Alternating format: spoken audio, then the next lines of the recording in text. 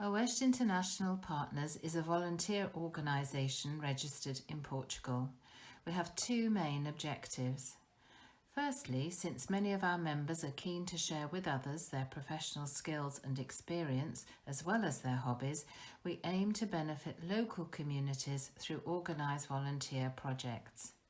Secondly, we aim to bring together members of all the international communities in the Oeste region from which our membership is drawn. We're pleased to welcome you to our new project, Let's Cook. This is a light-hearted cookery series with a difference. Each week on Thursday evening at 7 p.m, a different home chef will share with you their love of cooking by showing you how to make typical dishes from their home country. We're going to introduce you to home chefs from several different countries living here in the Oeste region. They'll present dishes typical of Chinese, Dutch, French, Portuguese and Russian cuisine, for example, but we have many more national cuisines to share with you. Every Tuesday, we'll advertise to let you know which cuisine will be presented the following Thursday. If you enjoy watching the Let's Cook presentations, you might consider making a donation to support one or more of our many projects, which include helping the day centres for the elderly and helping the homeless and disadvantaged communities in the Oeste region. Here are our bank details, and the name on the account is Oeste International Community Volunteers, and please put Let's Cook in the reference. If you'd be interested in making today's dishes, then here's the list of the ingredients you'd need, together with the method you should follow. So, sit back and enjoy. And now, let's cook. Hello, my name is Zitka, and I welcome you to this program of Let's Cook. I am an Australian and I live in Portugal, which is a beautiful country. I learned my cooking from different countries. How, you may ask? Because my husband was a hotel manager and he worked for Intercontinental and Radisson, and we lived in different countries. So in the mornings I used to run down to the kitchen by 8 o'clock, the kitchens of the hotel, and learn my cooking from the chefs. Now this was Asian, and because it was different countries, so it was Indian, Asian, Australian, French. We had different chefs of the world. So that's how I learned my cooking. So, until today I still follow those rules of cooking. So I don't really use cookbooks. I look at cookbooks, but I don't use recipes because I adapt recipes to my own my taste. Okay, and I make it very simple so people can just relax. They don't have to spend all day in the kitchen. So that's the way I cook. Today's dish is chicken masala, and I'm cooking for 4 people. Okay, the portion is for 4 people. I've got all the ingredients here. Now the chicken. I marinated this chicken overnight. You don't have to do it, but you can if you want to. In half a lemon squeezed over it and a teaspoon of salt, and that's all. And you just leave it in the fridge. And I use a plastic bag because for me it's easier than washing dishes.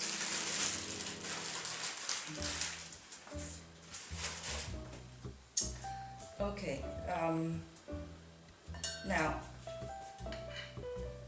I'm going to mix a mix and put it over the chicken before I bake it, and it's very simple.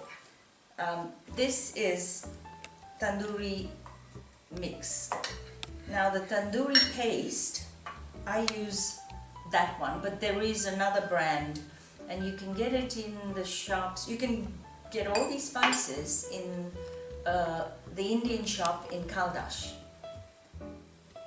Okay, that is that paste I used, and there's about 2.5 to 3 spoons of it. Now here is garlic, a teaspoon, and ginger, a teaspoon. What I do is instead of doing it on the day, I usually take a lot of ginger and mince it with a little water, and then I put it in ice cube trays and freeze it. And that way I've got frozen portions of garlic and ginger. I do the same thing. So whenever you need it, you just take a portion out and let it defrost.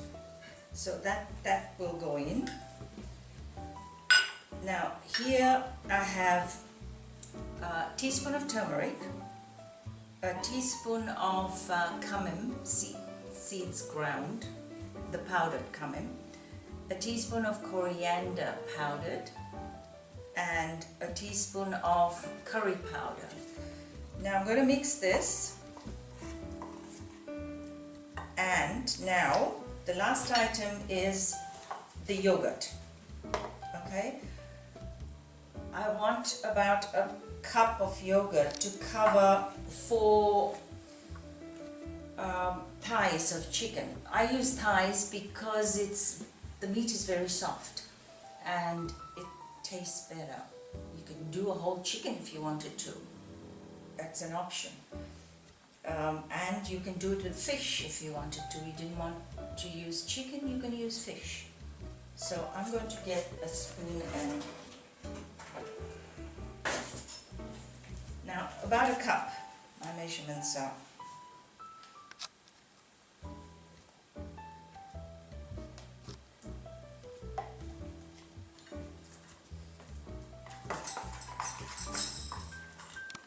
if you want this mixture, if you want the dish hotter, spicier, you add chili powder. Because I don't add chili powder because I don't like too spicy. But if you want, you can add chili powder or chop up chilies very finely and add that. That's also another option. Now I'm going to all I do is put the mix on top of the chicken.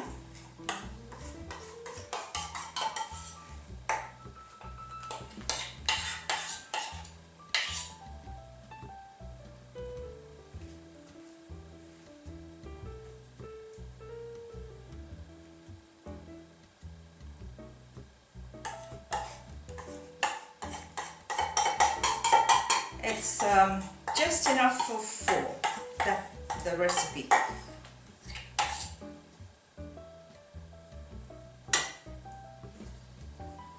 And that's it. Now this is how it would look, okay? Just put it in the oven for an hour. That's all you need to do. At 180 for 1 hour. Sometimes people just cook for 45 minutes, as long as the chicken is cooked. So between 45 minutes and an hour at 170 or 80 depending on your oven. Because some people's oven is hotter at 180 and other people's oven is just enough at 170.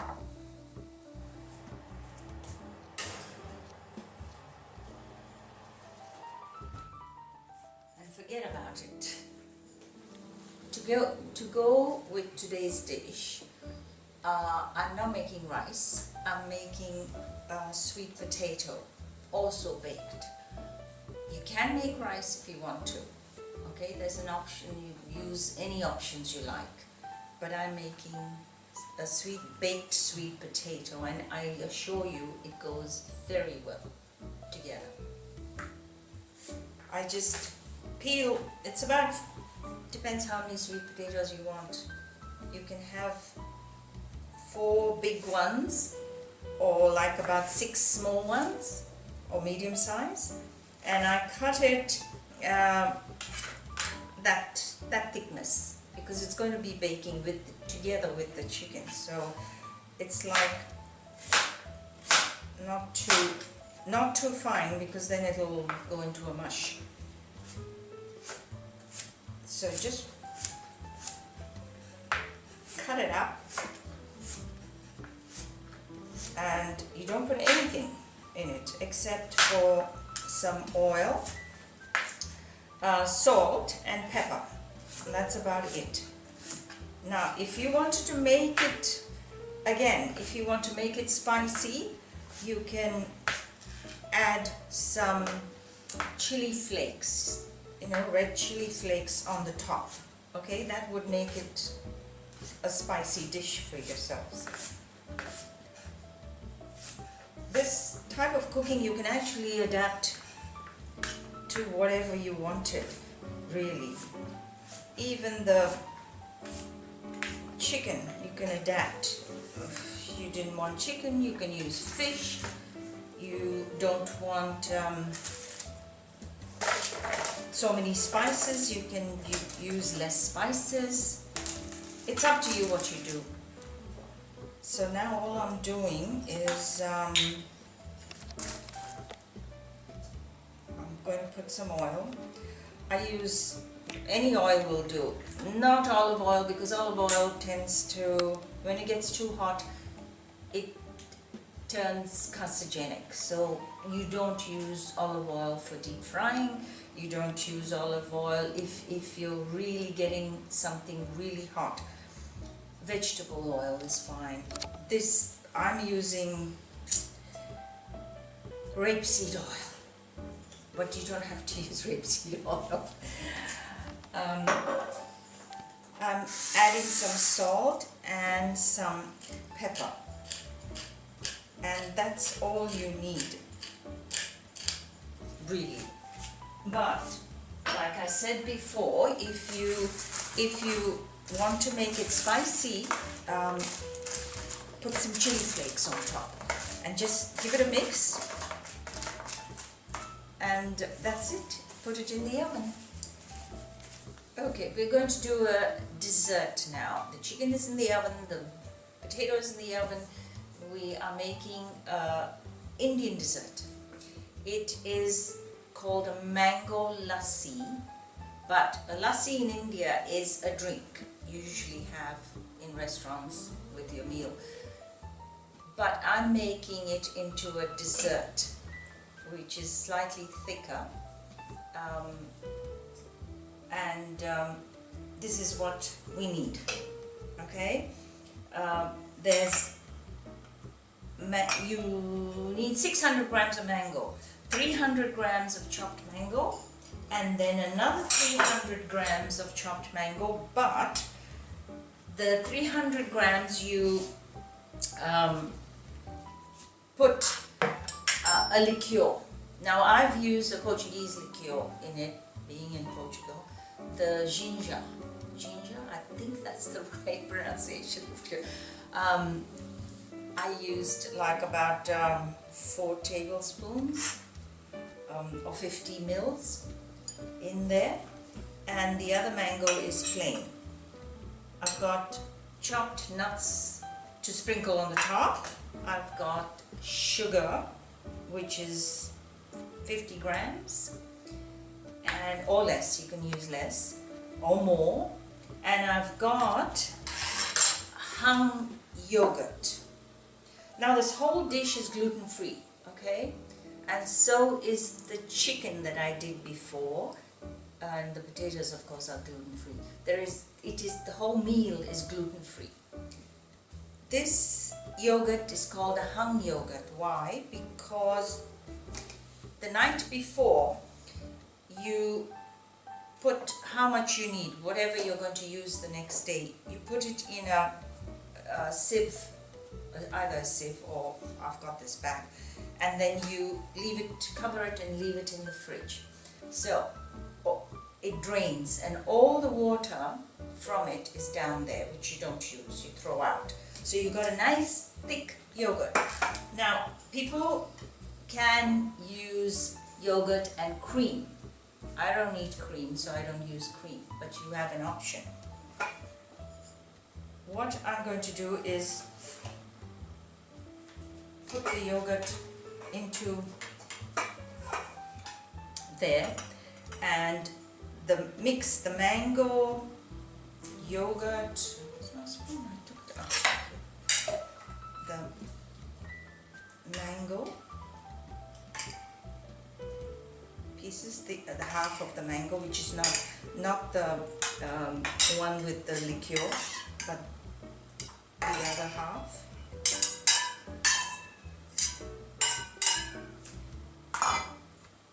And the sugar. Okay? And I'm going to pulp it. Now this, people in India will just have that as a drink, but not with the hum yogurt, with just ordinary yogurt. You put it in a blender with mango and sugar and you've got your drink. That's the lassi.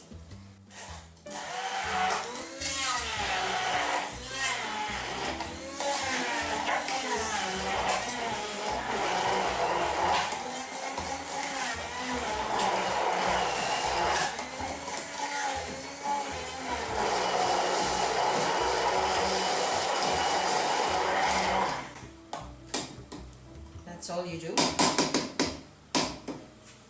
Now that I've blended it, we will mix these two together, okay? Actually, there is liquid there, you don't have to use it, that's the liqueur. But if you can use it or you don't have to, if you didn't want to.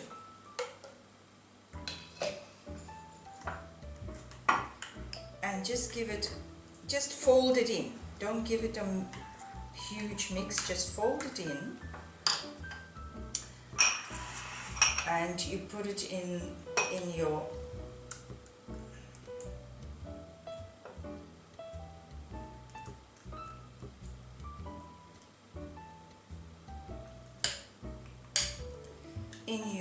it's a little messy, but you can always wipe it off.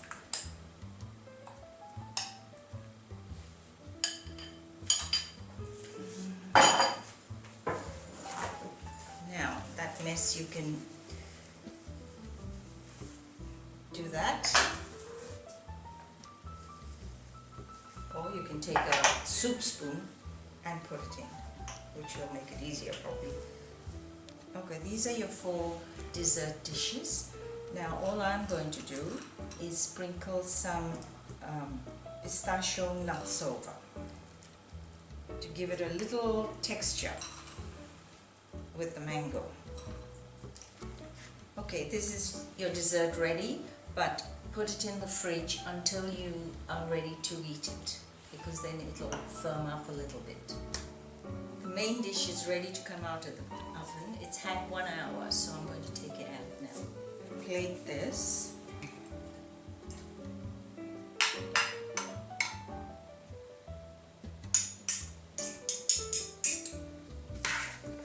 Now, if you want some greens, which a lot of people would do, normally I would make a plate of peas with it, or you can make any other vegetable you want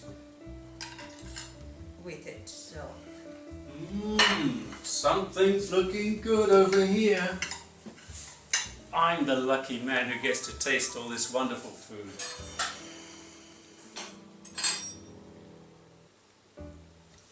And this is wonderful food. This is wonderful food, all right. it is hot. I'm sure it is.